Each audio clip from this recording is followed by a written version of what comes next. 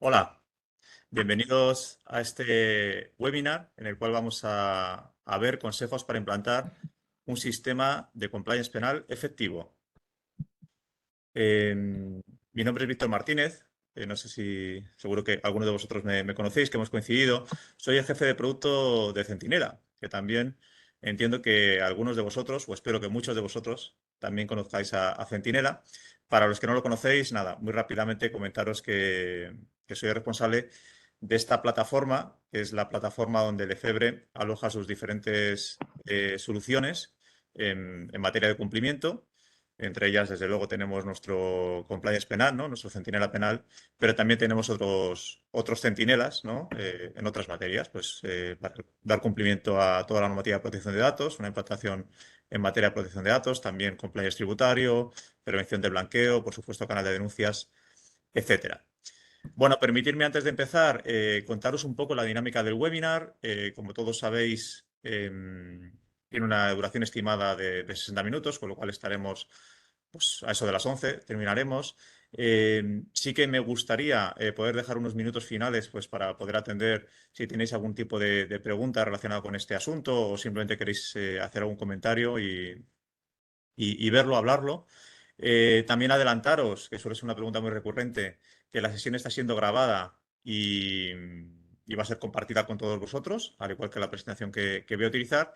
Y sí que os quiero comentar, en primicia, vais a recibir, cuando os mandemos esta grabación y esta presentación, como decía, en primicia vais a recibir un enlace a una aplicación que aún no hemos lanzado, que se llama Compliance Thermometer y que con ella vais a poder, o pretendemos, que las organizaciones puedan conocer su nivel de cumplimiento. ¿Vale? Yo creo que está muy bien y, como os digo, la vais a poder probar en primicia, es gratuita y os lo mandaremos junto con todo este material. Bien, pues si os parece, comenzamos. Hay mucho que contar y el tiempo es limitado. Me vais a permitir comentaros que en estas dos primeras slides, bueno, me van a servir un poco de preámbulo, ¿no? Para luego entrar un poco más en materia. Son estas primeras slides cuestiones que seguramente todos vosotros conozcáis, ¿no? Pero bueno, yo creo que no está de más confirmar y volver a comentar. Y también entiendo que entre los asistentes puede haber alguna persona que justo ahora se esté acercando al compliance o justo ahora sean sus empresas en las cuales bueno, pues están empezando a mirar con especial interés realizar una implantación de un sistema de compliance. Entonces, me gusta mucho esta slide. En esta slide, en la cual se habla de los beneficios del compliance, yo he puesto unos, podríamos haber puesto más. Me gusta lo que os decía porque el compliance al final es un poco eso, ¿no? Ese escudo protector para las organizaciones ante determinados riesgos, ¿no? Y además ese escudo protector para las organizaciones em, sirve desde varios puntos de vista, ¿no? Un punto de vista que luego vamos a desarrollar más podría ser de escudo protector a ese consejo de administración, ¿no? de la organización. En segundo lugar, también muy importante, sirve de escudo protector interno, ¿no? A los propios empleados de la organización. Y luego, por supuesto, desde un punto de vista más legal, de cumplimiento de las normas, también desde un punto de vista financiero, muy importante, ¿no? El tener un sistema de compliance implantado, vais a ver, nos va a aportar directamente desde el punto de vista financiero o de negocio y también, que seguro que estáis escuchando mucho sobre ello en los últimos meses, desde un punto de vista medioambiental, ¿no? Que cada vez hay más normativa de cumplir en ese sentido y también más conciencia, ¿no? Entonces, en ese sentido, el sistema de compliance nos va a proteger, en primer lugar y más importante, pues nos va a ayudar a eliminar o, en su caso, mitigar el riesgo de cometer delitos, ¿no? En segundo lugar, si eso se produjera, ¿no? Si se produjera ese delito en el seno de la organización, nos puede servir, ¿no? De eximente de la responsabilidad penal. Ahora entraremos de lleno en este tema, ¿no? En tercer lugar, ya de por sí, como escudo protector y de detección de posibles riesgos, nos va a evitar daños reputacionales, ¿no? Sanciones y responsabilidad respecto a terceros. El tema de los daños reputacionales, como todos sabéis, puede tener un impacto económico muy importante, ¿no? En cualquier organización. Y hoy en día están todas las empresas, estamos muy expuestas, ¿no? Ya hace ya muchos años la llegada de Internet cambió todo esto, también las redes sociales, ¿no? Entonces, un daño reputacional, un riesgo, un delito que se produzca nos puede hacer, como digo, pues a cualquier organización un roto muy, muy importante, ¿no? El tema de las sanciones, que lógicamente tiene también su aspecto económico o financiero y también a nivel de negocio, ¿no? Muchas sanciones pueden ser, por ejemplo, la prohibición de contratar con la administración pública.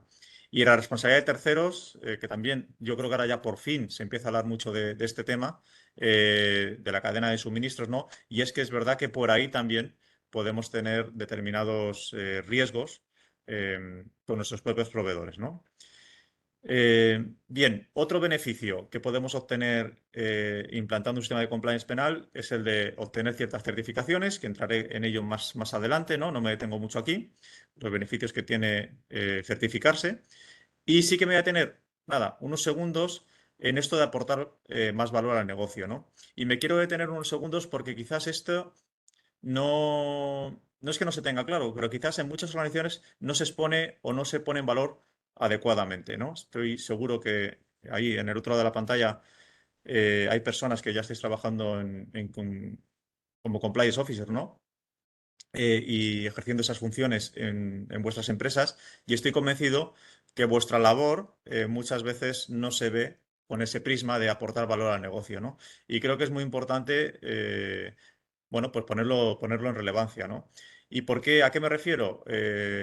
Pues cada vez más está ocurriendo que para contratar con determinados clientes nos exigen el tener un sistema de compliance implantado. Y si no nos exigen eso de manera tan específica, sí que nos exigen determinada documentación, determinados acreditación de protocolos, de procesos, incluso de certificaciones, que solo se pueden tener si se tiene un sistema de cumplimiento implantado y actualizado, ¿no? Por lo tanto, por ahí hay un aporte claro de valor al negocio y, en segundo lugar, como os decía, es evitar esos daños reputacionales o posibles sanciones, lógicamente, también estamos aportando valor al negocio. Creo que esto es muy importante que se ponga en valor en los consejos de administración a la hora de tomar esas decisiones de implantar un sistema de compliance. Bien, ahora me quería centrar, como os comentaba, en ese beneficio, vamos a decir, de que pueda actuar como eximente de la responsabilidad penal de la persona jurídica, ¿no? Para eso quiero hacer un breve paseo por esos tres hitos fundamentales, a modo de recordatorio. Estoy convencido de que todos vosotros los tenéis muy presentes, pero bueno, vamos a reforzarlo, ¿verdad?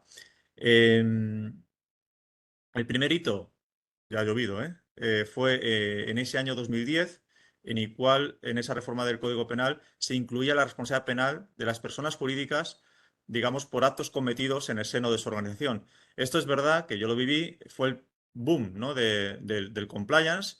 Eh, de repente, ¿no? Muchas empresas tuvieron ese interés en la implantación, pues al verse que podían incurrir en esa responsabilidad penal, ¿no? Eh, y hoy sigue teniendo mucho impacto en las decisiones de por qué quiere implantar el sistema de compliance, pero es verdad que ya sí que se ha ido fomentando una cultura de cumplimiento, ¿no?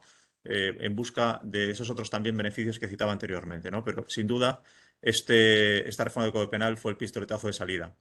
Luego, en segundo lugar, en el 2015, con esta segunda reforma del Código Penal, en el cual el hito importante es que sí que ya se incluía esa exención de la responsabilidad penal basada en la adopción eficaz y previa de programas que eviten la comisión de delitos, ¿no? Venía a decir que se podía haber un eximente de la responsabilidad penal si la organización, bueno, pues podía acreditar que se había implementado un sistema de cumplimiento adecuado y, desde luego, previo a la organización, ¿no? Y además establecía en ese artículo 31 bis que fue modificado esas condiciones mínimas que tenía que tener el sistema.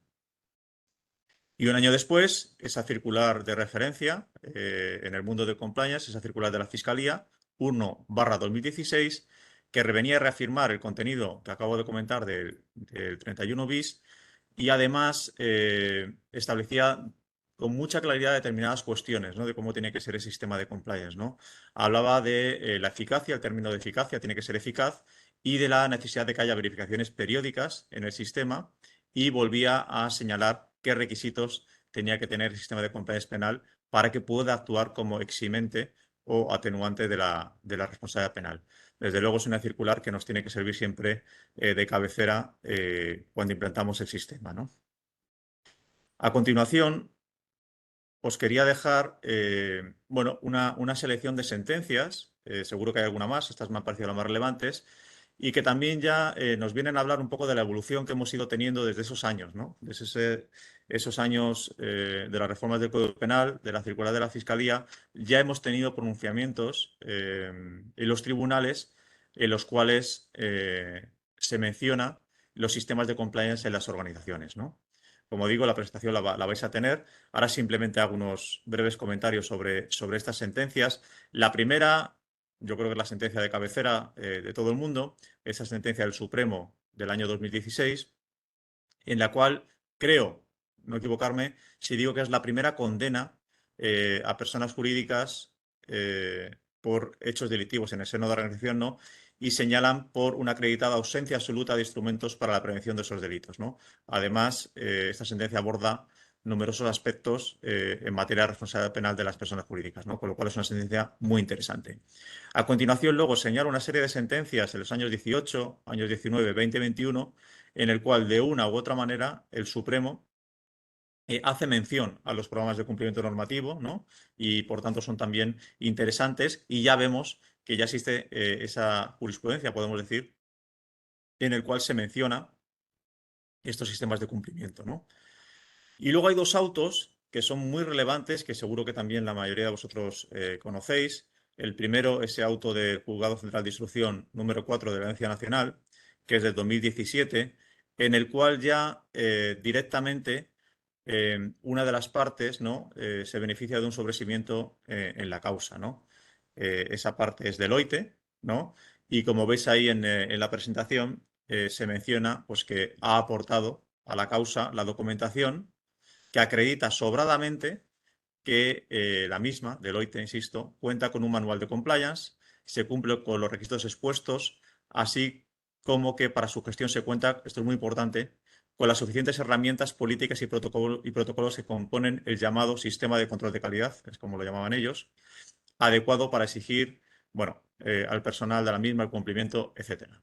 Con lo cual aquí ya tenemos un reconocimiento de ese sistema de compliance con determinadas características, permite, en este caso, no la exención de la responsabilidad penal, sino que directamente lo que se hace es el sobreseimiento en la causa.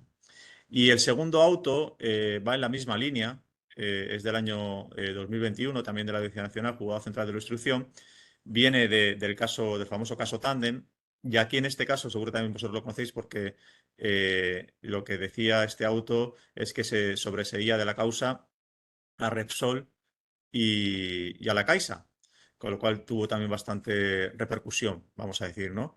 Y aquí igual comentaba la sentencia que contaban ambos con un sistema de compliance y una acreditada cultura de cumplimiento y las medidas adecuadas para evitar los delitos investigados y, por tanto, como digo, fueron sobreseídos de la causa penal.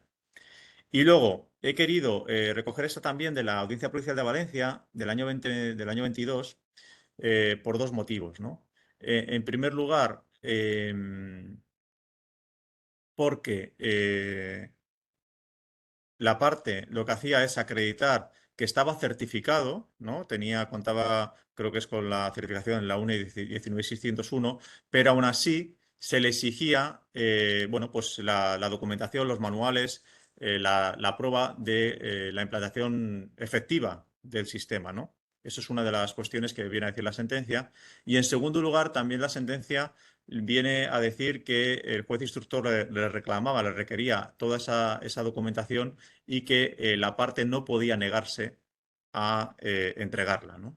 Aquí se argumentaban ciertos argumentos, si me permitís, de tutela judicial efectiva, etcétera, y no, la sentencia dice que ese requerimiento judicial, bueno, pues que tiene que ser acatado.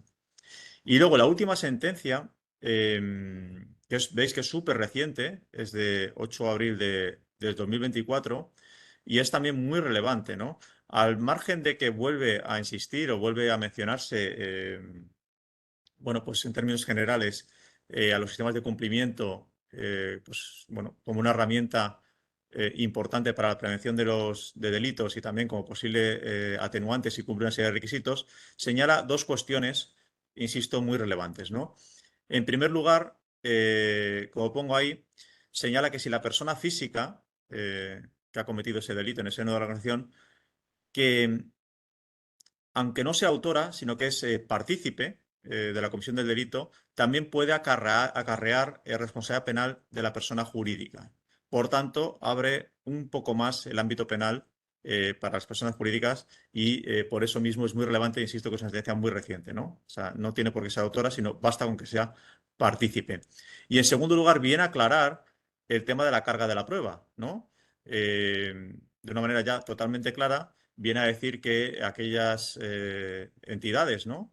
Aquellas organizaciones que quieran eh, adquirir, ¿no? O reclamar o conseguir ese atenuante o eximente de la responsabilidad penal por tener implantado un sistema de compliance, tendrán que demostrar, ¿no? Ese sistema de cumplimiento que está implantado y que es efectivo, ¿no? Por tanto, como dice ahí, la presunción de inocencia, en este caso, pues no nos vale, ¿no? La presunción de inocencia no obliga a presumir que todas las asociaciones y organizaciones o sociedades mercantiles y personas jurídicas en general cuentan con un programa de cumplimiento ajustado a las exigencias del Código Penal, ¿no? Como digo, bueno, yo creo que podría ser entendible, ¿no? O de sentido común para todos nosotros, pero aquí en esta sentencia es relevante porque lo deja meridianamente claro. Bien, pues después de haber hecho este recorrido, que creo que era necesario, ¿no? Este preámbulo sobre el origen normativo del compliance, la circular de la Fiscalía, que es muy importante porque establece esos requisitos que tiene que tener el sistema de compliance, y un poco esas sentencias que ya vienen acreditando, ¿no? El reconocimiento del sistema de compliance como posible atenuante y además su recomendación de implantación, me quiero centrar en este tema, ¿no? Del paper compliance o cosmetic compliance, que también estoy convencido que muchos de vosotros, bueno, pues habéis escuchado, ¿no? Incluso creo que hay alguno más, creo que también se habla de marketing compliance y que creo que están muy bien, porque estos términos son como bastante ilustrativos de a qué nos referimos cuando hablamos de esto, ¿no? Es ese, yo añadiría ese compliance de cartón piedra, ¿no? Es decir, esas organizaciones que tienen implantado un sistema de compliance, por decirlo de alguna manera, pero que realmente no deja de ser pues, el tener una serie de manuales, el tener una serie de documentos, de nombramientos, pero no hay una implantación real en el sentido de que haya una adaptación a las necesidades de esa empresa, una identificación correcta, un establecimiento de controles y protocolos, una revisión de los mismos, unos recursos necesarios y ejecutados, etcétera, etcétera. Entonces, os quiero poner, he traído dos sentencias, ¿vale? Para un poco ilustrar que esto no vale. Esto no vale para el fin, yo creo, primero, que es evitar que se produzcan esos riesgos en la empresa, si se producen, se detecten en una fase temprana y se puedan poner remedio por todos los beneficios que eso aporta, que son muy obvios, pero además si se busca, si finalmente después de todo eso esos delitos ocurren, no nos va a servir como eximente o como atenuante, ¿no? Entonces, en ese sentido, os traigo dos sentencias, como digo, esta es de la Audiencia Nacional, también muy reciente, de febrero del 24. Me he permitido, como veis ahí en la pantalla, no sé si lo veis bien, usar nuestra herramienta de inteligencia artificial, que seguro que también muchos de vosotros conocéis, la herramienta del FR que se llama Genial. Entonces, le he preguntado al asistente, ¿no? Le pongo ahí, oye, en esta sentencia, ¿no? Que veis que es de 16 de febrero del 24, ¿qué dice del sistema de compliance del demandado, ¿no? Que argumentaba el tener sistema de compliance para que sirviera como atenuante o eximente, ¿no? Y dice el texto, permitidme leerlo, dice el texto menciona que la sala considera que la adopción de un programa interno certificado de compliance, así como la incorporación de un manual de gestión de riesgos o un código ético por parte del demandado, no constituyen medidas efectivas para prevenir futuras infracciones. Se destaca, creo que esto es importante, que la simple recopilación de principios generales de actuación, guiados por la buena voluntad de respetar la normativa vigente, no es suficiente para demostrar un esfuerzo significativo en la prevención de daños por parte del demandado, ¿no?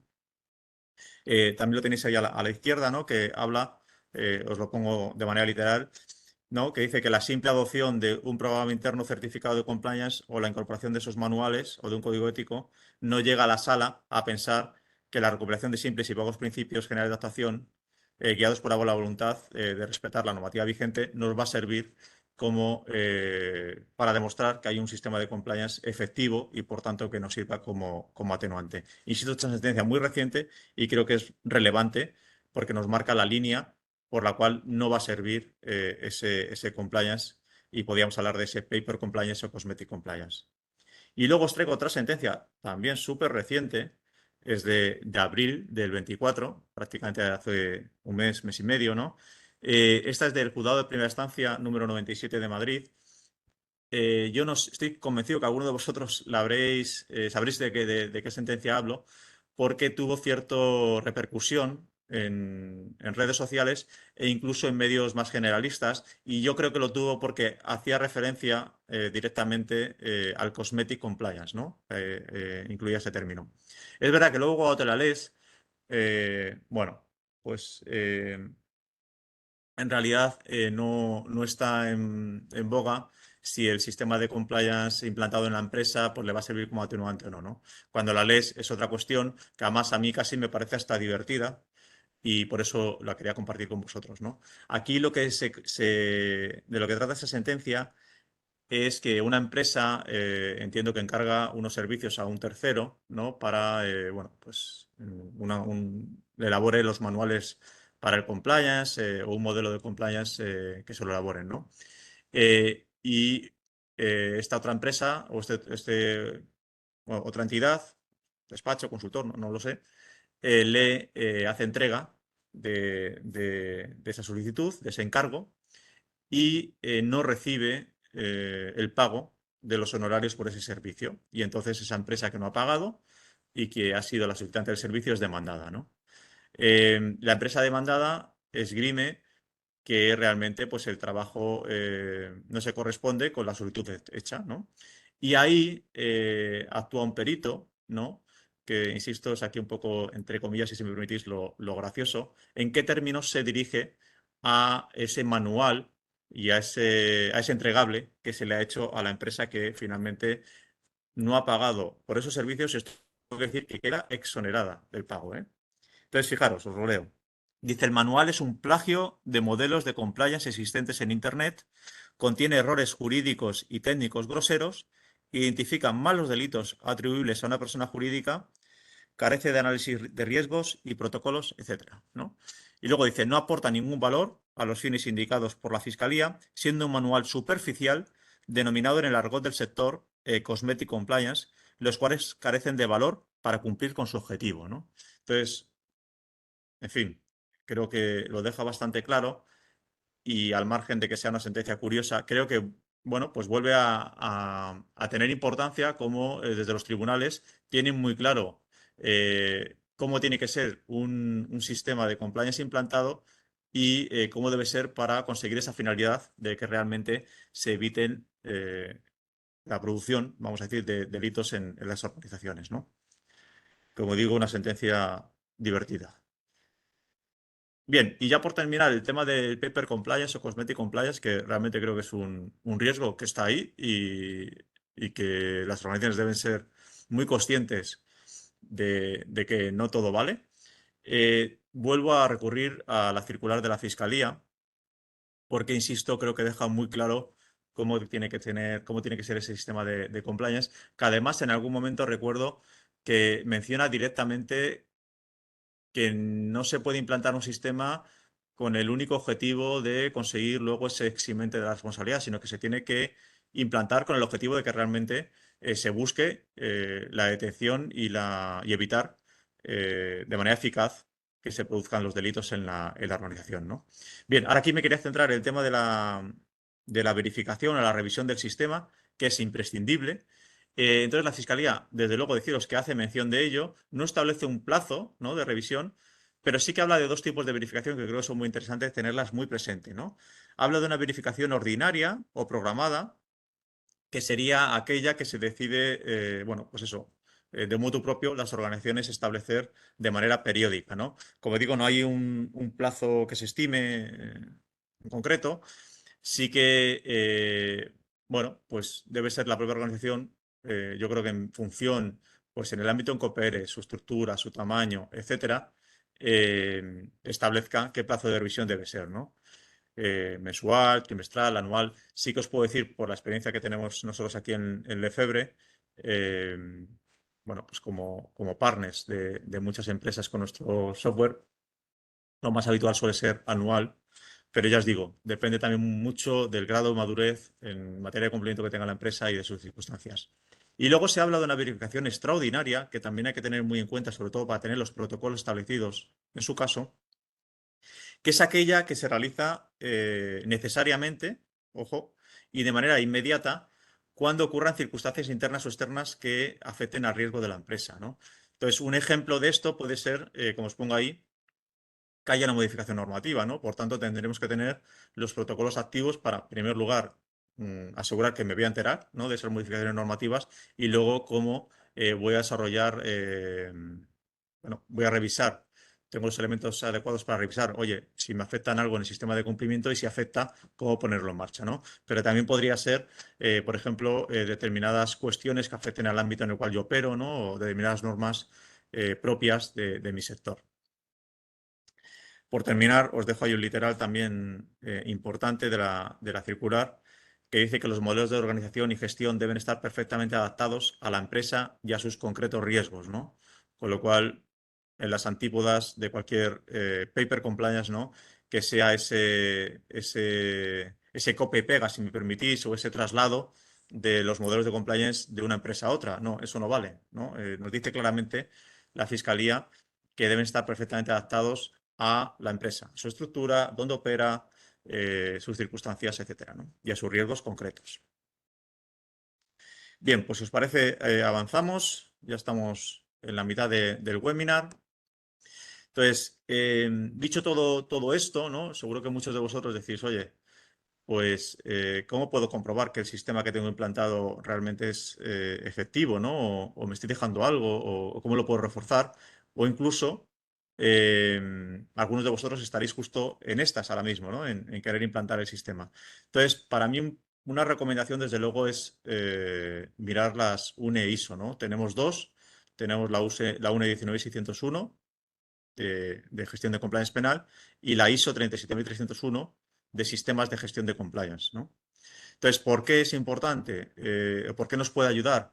Pues desde luego es un estándar de calidad, ¿no?, para la implantación del sistema, reducción de sus riesgos y fomentar una cultura empresarial ética de cumplimiento. Nos va a ayudar mucho, nos va a guiar por todo el camino y, como digo, nos va de alguna manera, el que ya lo tenga implantado, bueno, pues nos va a poner en ese chequeo, ¿no?, de si realmente el sistema es completo, es sólido y es fuerte. En segundo lugar, quiero remarcar que establece requisitos, ¿no? Establece claramente los requisitos que tiene que tener. Por lo tanto, es importante, nos puede ayudar para chequear si los cumplimos o no. Y el hecho de que establezca requisitos, como sabréis muchos de vosotros, hace que estas normas sean certificables. Ya sabéis que aquellas que solo contienen directrices, como por ejemplo creo que es la de los canales de denuncias, esa no permite su certificación, son de ayuda, desde luego, pero no permite su certificación. La que establece requisitos, que son en estos dos casos sí que te permite su certificación, ¿no? Entonces, como digo, creo que es un buen examen, con independencia de si luego nos queremos certificar o no, pero seguir el esquema de la UNE para tener ese estándar de calidad y saber que, bueno, el sistema que voy a implantar sigue ese estándar y, por tanto, voy más seguro, ¿no? Luego ya, si decidiéramos certificarnos, desde luego tenemos ventajas, ¿no? Ventajas claras, ¿no?, que son aplicables a cualquier certificación que tenga la empresa en cualquier materia. Pero además, si bajamos un poco a nuestro tema, que las certificaciones de estas dos normas UNE ISO, bueno, pues de alguna manera el que venga alguien de fuera, ¿no?, a certificarme me va a complementar, ¿no?, me va a ayudar a chequear que realmente el sistema es correcto, ¿no? Va a incrementar una certificación como estas, va a incrementar la confianza, ¿no?, en la organización a todos los niveles, de cara a socios, accionistas, inversores, pero también incluso de cara a nuestros empleados, es muy importante. Lógicamente nos va a reducir el nivel de riesgo y, al ser una certificación que debemos de ir renovando, también nos va a asegurar la mejora continua del sistema. En segundo lugar, la circular de la Fiscalía también hace referencia a las certificaciones, ¿no? Y aquí para mí tiene pues una doble lectura, ¿no? Por un lado nos deja claro que el hecho de estar certificados no va a significar, no va a haber una regla de tres de como estoy certificado, ya directamente consigo, en el caso que se haya producido la responsabilidad penal, consigo ese eximente, ¿no? Eso lo dice claramente la circular que eso no va a pasar, al menos por ahora, ¿no? Pero también por otro lado sí que le da valor, ¿no? Porque dice claramente, os lo pongo ahí, ¿no? Que los organismos acreditados que manifiestan la idoneidad del modelo y que cumple con las condiciones y requisitos legales podrán apreciarse como un elemento adicional para su valoración en sede judicial, ¿no? Como parte de la evidencia de una gestión responsable y la existencia de una verdadera expresión de cultura ética de cumplimiento, ¿no? Con lo cual nos va a servir a efectos probatorios, no va a ser una acción-reacción el tenerlo, pero sí que lo reconoce a ese nivel. Y luego, en tercer lugar, y aquí vuelvo a hacer ese guiño desde el punto de vista más de negocio, cada vez pasa más, como digo, que los clientes nos pidan, o si no es que nos piden, pero que sume a favor, sea un valor añadido respecto a nuestros propios competidores en el mercado, ¿no? El tener un sistema de compliance implantado. Y en ese sentido, cuando nos piden cierta documentación que tiene que ver con el sistema, no es lo mismo tener que buscar esa documentación, pasarla, que la evalúen y igual nos dicen, oye, pues faltan más cosas, etcétera. Ya en muchos casos, si tenemos la certificación, simplemente con decir que estamos certificados, ya está, no nos piden más documentación, lo dan por bueno y por tanto es un aporte en eficiencia y en términos de valor añadido respecto a nuestros competidores y respecto a nuestra oferta, ¿no? Por tanto, podemos decir que una certificación de este tipo puede aportar un valor directo al negocio, a ese nivel. Eh, y por dar una última pincelada a las normativas UNE ISO, sí que os quiero señalar esto, que igual es menos conocido. Eh, la normativa UNE ISO se basa en lo que se llama el ciclo PDCA, que viene de las siglas en inglés Plan, Do, Check y Act. Y bueno, también se denomina a veces método Deming, porque bueno, esto surgió hace ya mucho, ¿eh? Este sistema o este ciclo viene de los años 50. La persona que esto lo puso, digamos, a otro nivel fue Deming y por eso a veces es conocido con ese apellido, ¿no? Con ese nombre. Viene sobre todo del mundo de la gestión de la calidad, pero como digo, se ha ido incorporando a las normativas UNE e ISO. Entonces, estas siglas lo que se basan es que las normativas UNE-ISO tienen esos apartados de planificar, hacer, verificar y actuar, ¿no? Y por tanto, estamos asegurando ese ciclo, ¿no? De implantación, de revisión y que me va a permitir que realmente sea eficaz el sistema, ¿no? Por eso digo que me parece importante y bueno que nos sirva la UNE o la ISO como guía, con independencia de que nos certifiquemos o no, ¿no? En la parte de planificar claramente vamos a definir cuál es el alcance del sistema en nuestra organización, cuál es su contexto, sus políticas y vamos a establecer los nombramientos que son necesarios, ¿no? Del compliance officer, de sus funciones, etcétera. En la parte de hacer, claramente vamos a realizar esa evaluación de riesgos, ¿no? Primero esa detección, esa identificación de los riesgos para luego evaluarlos. Una vez evaluados, aplicar sus medidas y controles y es súper importante la parte de la formación y la comunicación. Nunca la podemos olvidar. La parte de verificación nos señala que tenemos que tener esos procesos para vigilar que el sistema funcione, esas revisiones periódicas que os comentaba antes, con sus auditorías, la evaluación del desempeño y la medición. Y la parte de actual también tenemos que tener registrados qué pasa, ¿no? Ante un no cumplimiento, la parte de mejora continua y en su caso acciones correctivas y medidas disciplinarias. Em, Estoy leyendo alguna pregunta. Señalan si hay empresas para certificar la 37.301. Sí, sí que las hay. Vamos, si no estoy equivocado, AENOR es una de ellas.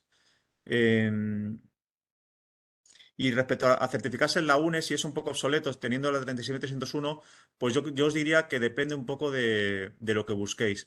Porque es verdad que si lo que queremos es asegurar nuestro sistema de cumplimiento en materia penal, la UNE 19601 es muy específica, mientras que la 36301 lo que hace es una visión más global, si me permitís, de la gestión del compliance, es decir, del cumplimiento, pues más a un alto nivel, ¿no? No solamente de esos 30 delitos, creo que son.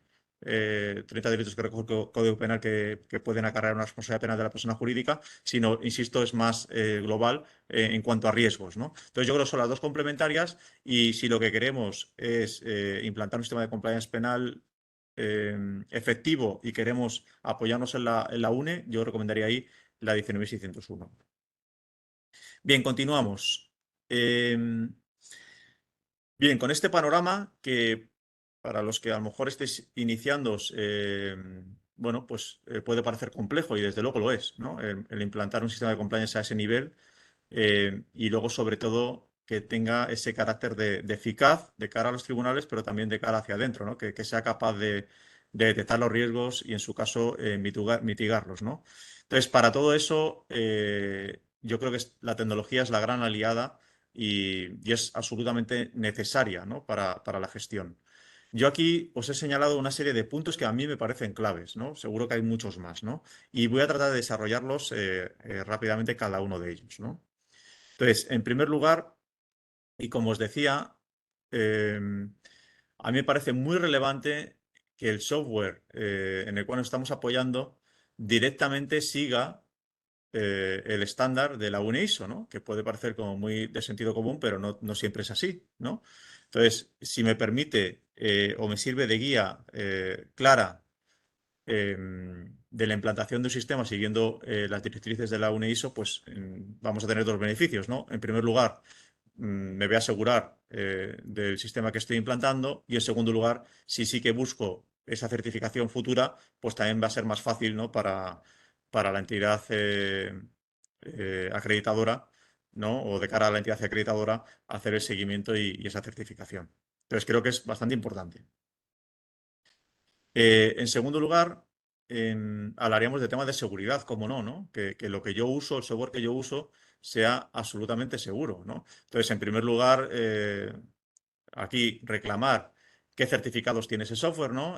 Me parecen certificados bastante básicos, ¿no? El contar con un esquema nacional de seguridad. Además, va a ser muy importante si entre las personas del otro lado hay esos perfiles consultores, esos perfiles de despacho que dan apoyo en compliance, en cumplimiento a la administración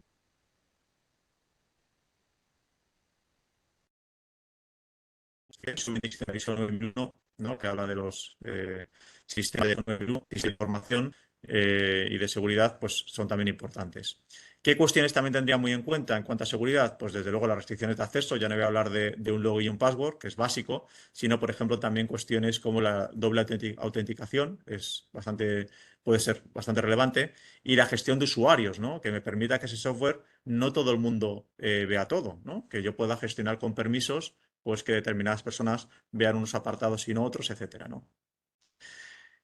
También quería comentar y explicar, cuando me refiero a confidencialidad e integridad de la información, pues también es muy relevante, ¿no? El hecho de que todo lo que esté en el software tenga ese rasgo de absolutamente íntegro y que se vigile la confidencialidad. Y todo esto también puede tener mucha importancia a la hora de que nos veamos obligados a que la información que está en el software tenga efectos probatorios, ¿no? Si al final esa información no ha sido robusta o el sistema no es robusto, pues igual no conseguimos esa finalidad, ¿no?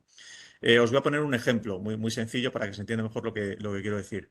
Me voy a apoyar en la Ley de Protección del Informante, ¿no? Los canales de denuncias, que ahí además expresamente también se habla de la confidencialidad. Pues desde luego, la información que incluye o la comunicación que hace un informante tiene que ser absolutamente íntegra y confidencial. Es decir, no debe permitirse que esa información pueda ser editada, por ejemplo, ¿no? Aquí me referiré luego más adelante, pero si por cualquier motivo el responsable del sistema puede editar una denuncia, que sea con total buena fe, o tenga las herramientas para hacerlo, ya el sistema no será lo robusto que debe ser y desde luego no va a tener efectos probatorios, ¿no? Evitar errores, que es algo así como muy genérico, pero claro, según la tecnología que usemos, podré tener más errores o menos, ¿no? Desde que el software me guíe a lo que tengo que tener implantado, por ejemplo, o también yo soy bastante crítico y perdonarme si alguno de vosotros usáis, digamos, otro tipo de herramientas más generalistas, como puede ser Excel o puede ser gestores documentales y todo esto, porque ahí creo que el producirse un error del usuario es más, puede ser más común y ahí tengo mis dudas de que en todo momento podamos demostrar la confidencialidad e integridad de la información, ¿no? Porque, bueno, hay que ver quién puede potencialmente entrar en ese Excel con el que estoy trabajando o en ese gestor documental que igual es común en la organización. Otra cuestión que debemos de vigilar muy mucho, ¿no? Cuando elijamos con qué software debemos utilizar. Todo el tema de la generación de evidencias y la trazabilidad. Igual, esto es súper importante a nivel interno para tener esa evidencia de quién hizo qué, pero también a nivel externo, ¿no? Si el día de mañana queremos tener esa evidencia que pueda demostrar, ¿no? Que nosotros pusimos los medios adecuados, que teníamos el sistema actualizado, qué protocolos se siguieron, cuándo establecieron esos procedimientos, etcétera, ¿no? Entonces, es muy importante que en el software que usemos se quede registro, pues, de cualquier acción que se haga sobre el mismo, quién la hizo, en qué fecha y qué es lo que hizo, ¿no? Por ejemplo, insisto, esto es muy difícil que lo podamos hacer manejando otro tipo de herramientas como puede ser ese Excel, ¿no? Y luego, en cuanto a la trazabilidad, también es muy importante que el sistema, primeramente, porque nos va a ayudar a la gestión, pero en segundo lugar, también de cara hacia afuera, tenga esa traza, ¿no? Me explico.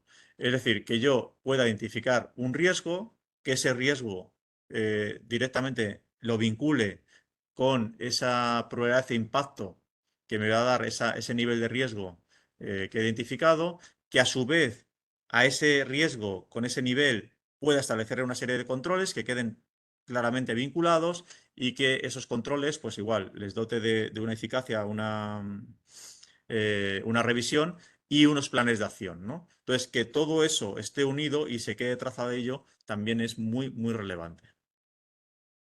¿Qué más puntos he puesto por aquí? La eficiencia. Este tema también me gusta. No sé si, insisto, si hay mucho compliance officer al otro lado de la pantalla.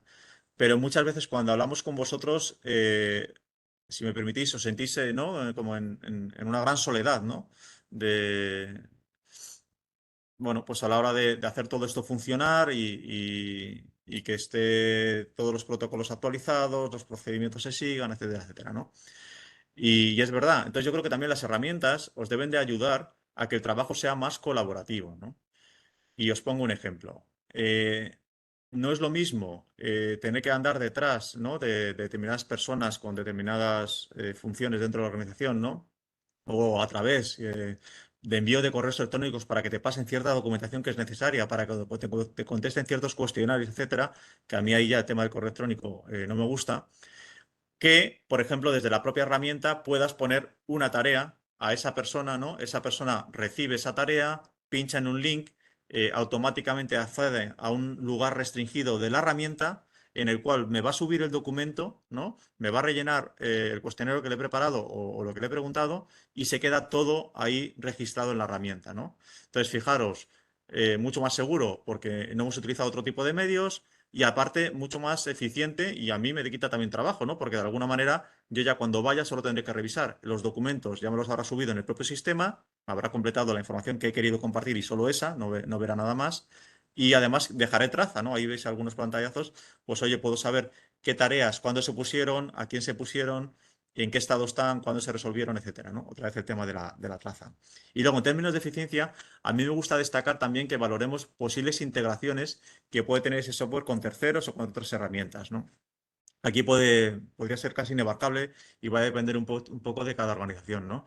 Pero a mí se me ocurren tres que creo que son, bueno, yo creo que a todo el mundo le pueden ser de utilidad, ¿no? El tema de la firma, insisto, cuanto menos saquemos los documentos del sistema, mejor. Entonces, el hecho de que del propio sistema yo pueda mandar a firma electrónica a una persona o a varias personas un documento y que todo igual quede traza de cuándo se hizo, cómo se hizo y el documento quede firmado y publicado directamente en el sistema, creo que es muy importante.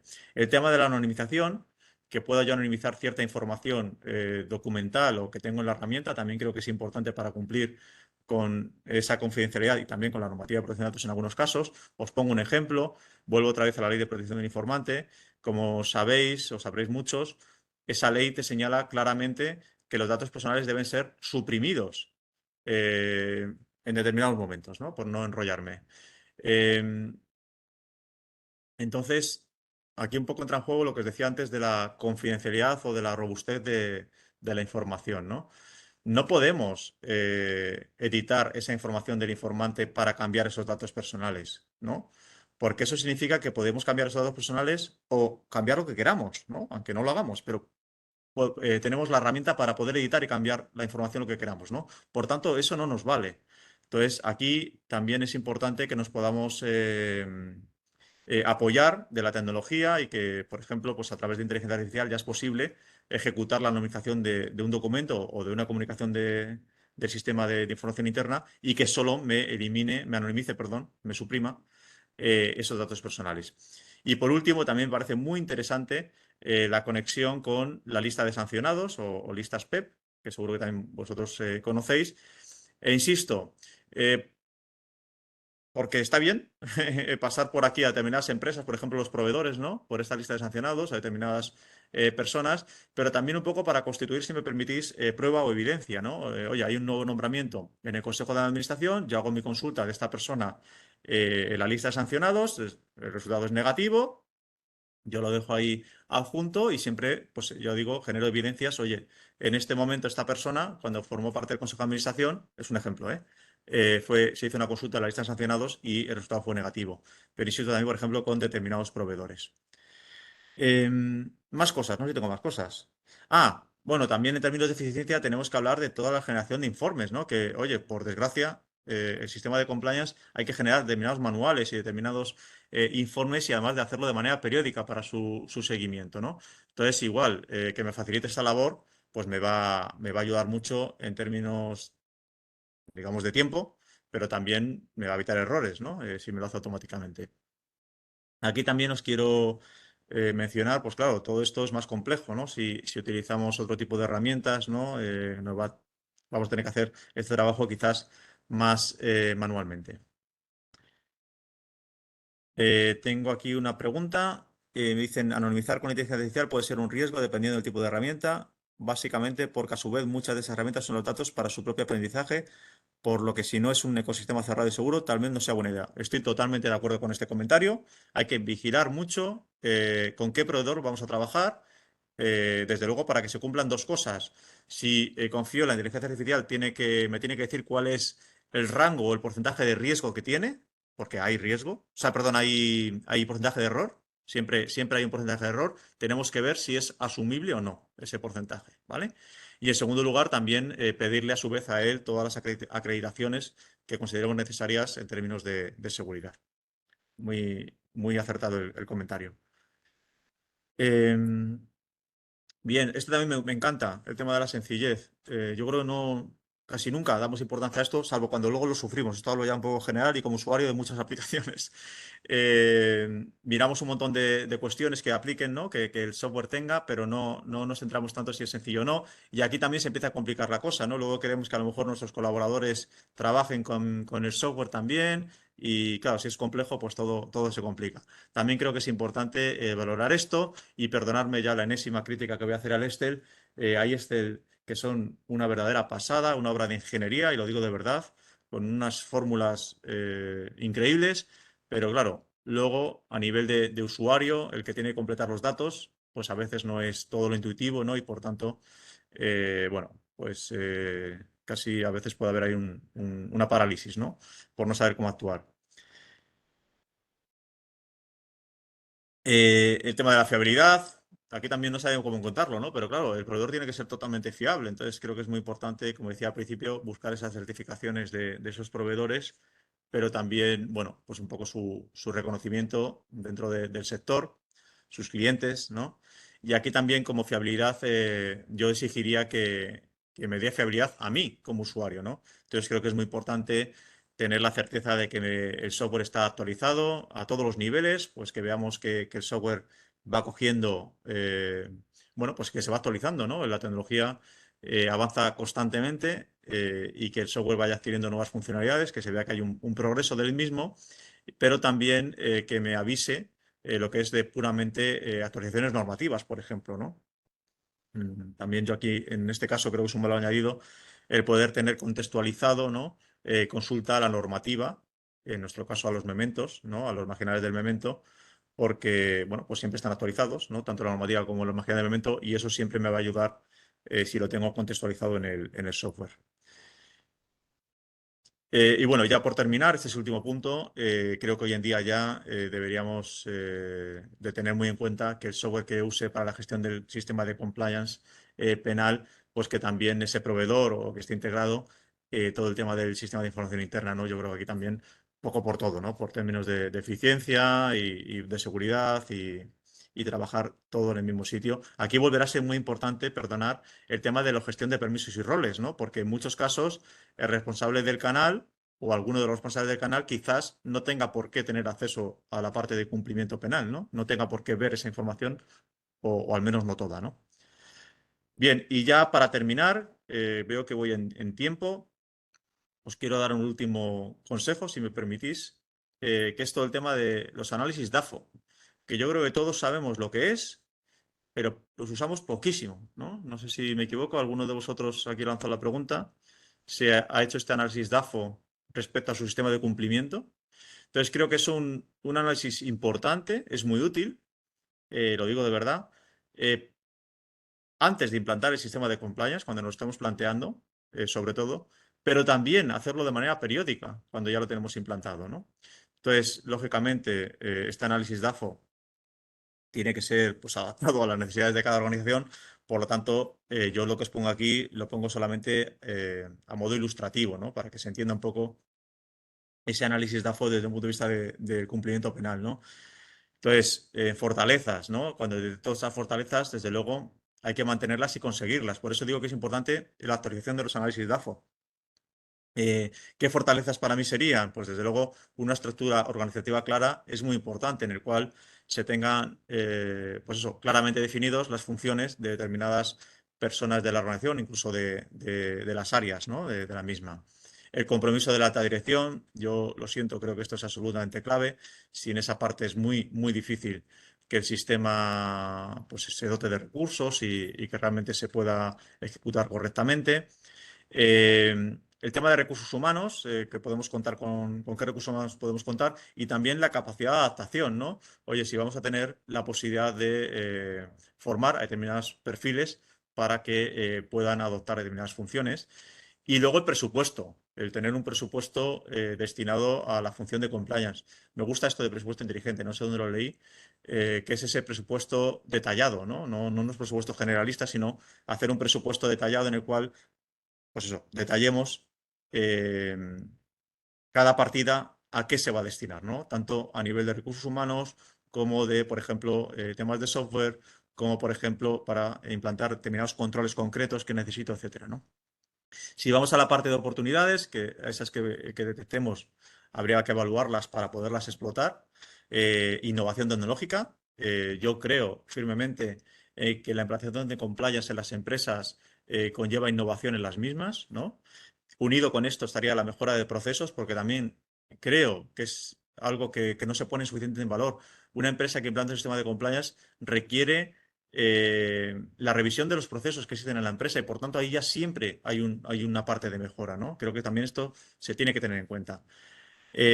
Aquí he unido posibles oportunidades, ¿no? Podría ser la capacitación del personal que ya tenemos, mejora en la convivencia y tema de talento, ¿no? Si tenemos una empresa bien organizada, con un sistema de compliance, con una serie de controles, etcétera, va a mejorar la convivencia en la misma y también me va a servir para la gestión del talento, tanto para retener talento como para fichar talento, ¿no? Valor añadido al negocio, no me detengo aquí mucho más, ya lo he explicado anteriormente. Creo que es un poco el gran olvidado. No ponemos en valor suficiente lo que un sistema de compliance aporta directamente al negocio. No es un gasto, es una inversión. Creo que lo tienen que tener las empresas claras. Y posibles externalizaciones, ¿no? Rodearnos de partners a veces puede ser una buena idea para implantar el sistema. Debilidades, ¿no? Esas debilidades que yo detecte, desde luego las tengo que corregir y puede ser ya a partir de ahí un posible riesgo. Insisto, de ahí la importancia de que estos análisis DAFO se hicieran con cierta recurrencia, ¿no? Porque esas debilidades, a lo mejor al inicio son unas y durante la vida del sistema pueden haber otras, ¿no? Aquí, pues el tener recursos limitados podría ser una debilidad. Tendríamos que ver un poco cómo vamos a manejar esos recursos o bien si detectamos que es imposible, ¿no? Que tenemos que, a lo mejor, para algún punto solicitar más. Una cultura de organización resistente al cambio. Ahí creo que tenemos un problema. Habría que ver cómo lo hacemos. Amenazas, ¿no? Posibles riesgos que vamos a tener que afrontar, ¿no? Pues aquí igual puede haber muchos, ¿no? Cambios regulatorios, desde luego. Oye, ¿cómo me preparo para conocer esos posibles cambios regulatorios, lo primero, y luego cómo voy a ser de ágil en su implantación? No me he resistido a poner ahí una amenaza como el paper compliance, no caer en eso, por favor. Y el tema de la cadena de suministro, pues creo que también ahí puede ser una amenaza relevante, con lo cual creo que también tenemos que tener establecidos protocolos para poder minimizar ahí riesgos. Y hasta aquí, me quedan 2 minutos. Muchísimas gracias a todos vosotros que estáis en el otro lado. Espero que os haya sido de utilidad. A mí me ha gustado mucho, he disfrutado mucho preparándolo. Como os digo, toda esta grabación y la presentación os la vamos a pasar con ese regalo y obsequio final, ¿no? Que es ese en primicia. Os vamos a pasar ese enlace para que podáis realizar vuestro propio chequeo de vuestro sistema de compliance, ¿no? Y os pueda dar ese termómetro, a ver qué tal vais. Y desde el EFERE, pues nada, aquí estamos para ayudaros en lo que necesitéis. No sé si tenéis alguna pregunta. Que podamos, o algún comentario que queráis hacer en el chat, estamos a tiempo. Creo que os van a pasar una encuesta sobre, bueno, qué os ha parecido todo esto. Es muy importante que lo rellenéis porque, bueno, nos ayuda a mejorar y a ver otros temas que podamos hacer en el futuro. Bueno, veo aquí mucho agradeciendo a vosotros por aguantar aquí una hora de un martes. Y bueno, no veo así ninguna pregunta, así que lo dejamos aquí. Además, hemos sido puntuales. Lo dicho, buena semana a todos y ya por ello. Un abrazo.